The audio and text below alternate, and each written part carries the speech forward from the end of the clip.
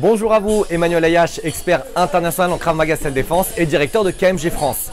Dans cette vidéo, je vais vous expliquer comment faire évoluer le niveau de complexité de chaque exercice de Krav Maga. Mais avant cela, je vous invite à cliquer sur le bouton s'abonner qui se trouve sous cette vidéo pour rejoindre les centaines de pratiquants de Krav Maga qui font partie de la communauté KMG France de YouTube.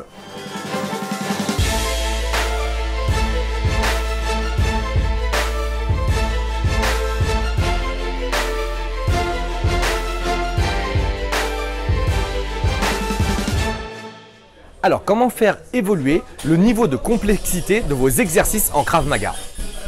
Il faut comprendre d'abord que le premier niveau, c'est-à-dire lorsque vous apprenez une technique, le niveau de complexité doit être au plus bas.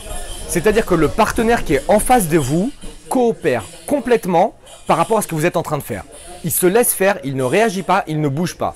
Vous êtes en train d'apprendre une nouvelle séquence, un nouveau mouvement moteur, donc votre partenaire fait tout pour vous mettre en état de réussite. On pourrait parler d'une situation de laboratoire. Tout se passe bien, tout est aseptisé, tout se passe dans le meilleur des mondes et votre partenaire fait tout pour vous mettre en situation de gagnant. Ça, c'est le premier niveau de complexité. Une fois que votre système nerveux a intégré la technique, que vous savez reproduire la technique en situation calme, que vous connaissez tous les mouvements, que vous savez vous déplacer, que vous savez défendre, etc., on peut passer au deuxième niveau. Le deuxième niveau, votre partenaire commence à mettre un petit peu plus de difficulté. Alors, il n'est pas en train de combattre avec vous, mais il vous met plus de difficulté. Si on parle d'une attaque au couteau, si jamais il attaque, il va revenir plus rapidement. Si jamais il attaque, il va revenir et réessayer de réattaquer une seconde fois.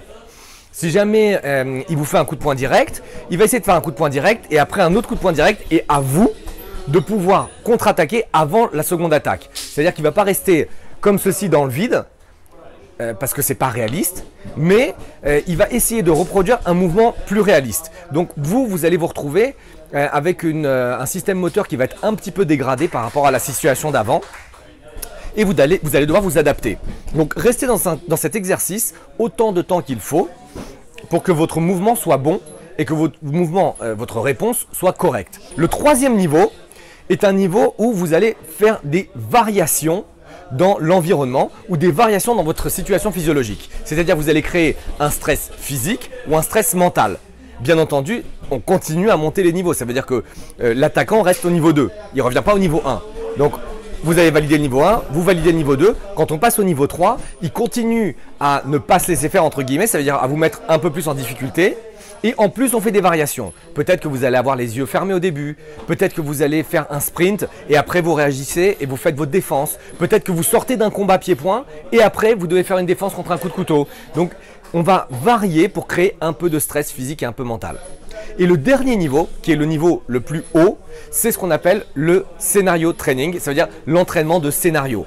Et dans cette situation, on va créer un mini scénario, une situation de la vie courante. Bien entendu, ces scénarios sont créés avec tout un système bien défini pour ne pas mettre en risque la sécurité des pratiquants. Et dans cette situation de scénario où le pratiquant ne sait pas ce qui va se passer, il va être soumis à une situation. Donc déjà, il va avoir un niveau de stress assez important puisqu'il ne connaît pas l'attaque qui va arriver.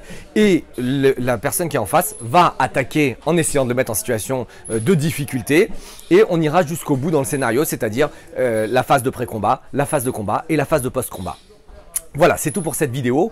C'est excessivement important de respecter ces phases parce que si jamais vous allez trop vite dans du scénario training ou si jamais vous allez trop vite dans des systèmes de stress physique et mental et que le pratiquant n'a pas pu intégrer le mouvement mécanique, bah, vous êtes sûr que la technique va être complètement dégradée et du coup il y a plus de risques d'être en danger dans la rue qu'autre chose. Ça m'a fait très plaisir de passer cette vidéo avec vous. Je vous retrouve très prochainement pour une autre vidéo. N'oubliez pas, likez, commentez, partagez. À bientôt.